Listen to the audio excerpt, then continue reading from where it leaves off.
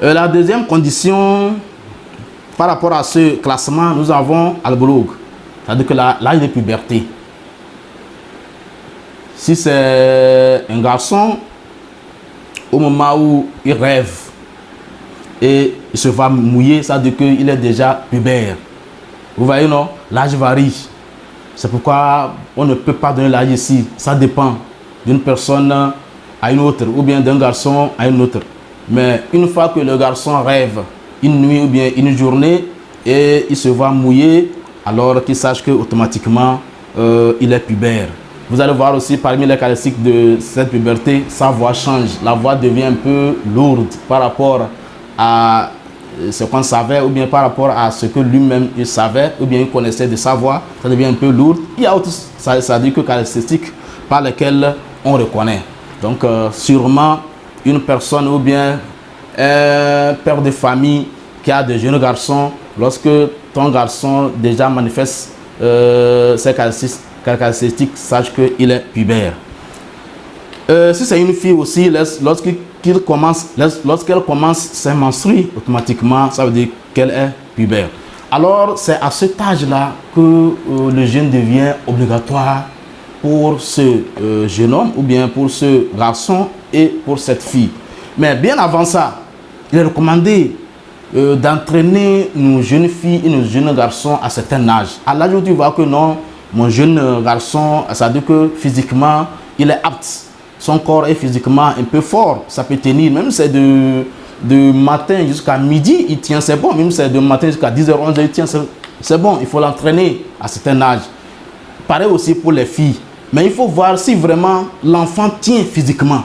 Parce qu'il y a certains enfants qui naissent avec, ça veut dire que certaines maladies bizarres qui ne leur permettent pas de tenir. Donc, c'est bien, ça veut dire que c'est bien aussi qu'on puisse entraîner nos enfants, qu'ils soient filles ou garçons, avant l'âge de puberté, pour qu'ils puissent tenir une fois à l'âge de puberté. C'est pourquoi on dit ici la deuxième condition, al-Bulugh. Mais un enfant qui n'a pas encore l'âge de puberté et qui jeûne, est-ce que son jeûne n'est pas normal? C'est normal, c'est bien, mais jusqu'alors ce n'est pas encore obligatoire sur lui.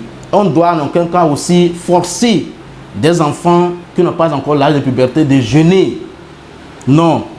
On les prend un peu, ça veut dire que on leur donne des conseils, on les apprend comment faire, comment se prendre pour qu'ils puissent être, ça veut dire qu'une fois à l'âge de puberté, qu'ils ne perdent pas tout de suite le contrôle de leur physique ou de leur santé. C'est pour cela, mais jusqu'alors on ne peut en aucun cas les obliger. Quand le prophète sallallahu alayhi wa sallam a dit à l'âge de 7 ans, on doit déjà apprendre nos enfants à prier. Et à 10 ans, s'ils ne prient pas, on doit les corriger. Vous voyez, donc ça veut dire que même le jeûne, on doit les apprendre de temps en temps. Mais ce n'est pas pour le jeûne, le prophète n'a pas mentionné l'âge. On n'a pas dit qu'on doit apprendre les enfants à l'âge de tel ou tel. Mais comparativement, nous allons voir que s'il faut apprendre les enfants à l'âge de 7 ans à prier, ça veut dire que le jeûne aussi, à certains âges, comme j'ai dit, lorsque vous voyez votre enfant, fille ou garçon, physiquement apte, on doit commencer de temps en temps à l'initier pour que, étant pubère, il puisse tenir. La troisième condition ici, par rapport à, ce classement plutôt, à l'aql. L'on doit être, ça veut dire que mentalement apte. C'est pourquoi le jeûne n'est pas obligatoire pour les fous, ça veut dire que les malades mentales. Ce n'est pas obligatoire. Vous voyez, non? Le jeûne, c'est pour une personne qui est apte physiquement, moralement. C'est lui. Et c'est cette personne qu'on demande de jeûner. La quatrième condition, pour terminer peut-être avant certains détails, al-qudratu al-siyam. Il faut être apte pour le jeûne de Ramadan. Vous allez voir qu'une personne peut remplir ces trois conditions préalables, mais malgré cela, il y a certaines choses qui peuvent le bloquer, qui peuvent bloquer cette personne à faire le jeûne. Donc il doit être apte al-qudratu al-siyam.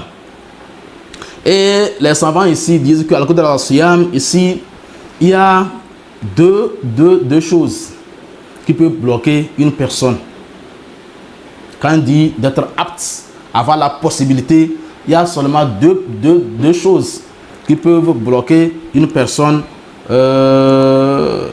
à ce sujet.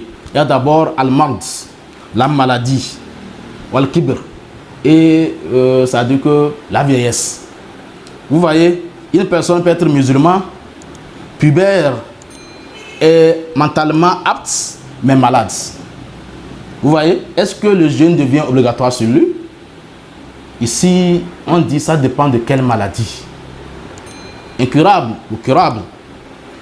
Une maladie passagère ou une maladie qui sera toujours, ça veut dire que qui n'est pas passagère. Ici aussi, nous allons voir la vieillesse. Vous savez qu'à un certain âge, l'homme devient encore plus petit. Ça veut dire qu'il devient comme comment il était. Il ne peut même pas se tenir devant la faim, la famine ou devant la soif, vu l'âge avancé. Et aussi, jusqu'alors, le jeûne n'est pas obligatoire pour eux. Nous allons revenir pour certains détails, Inch'Allah, et clôturer sur ce sujet. Merci. Subhanakallah wa bihamdika ashhadu an la ilaha illa anta astaghfiruka wa atubu ilayk. Assalamu alaikum wa rahmatullahi wa barakatuh.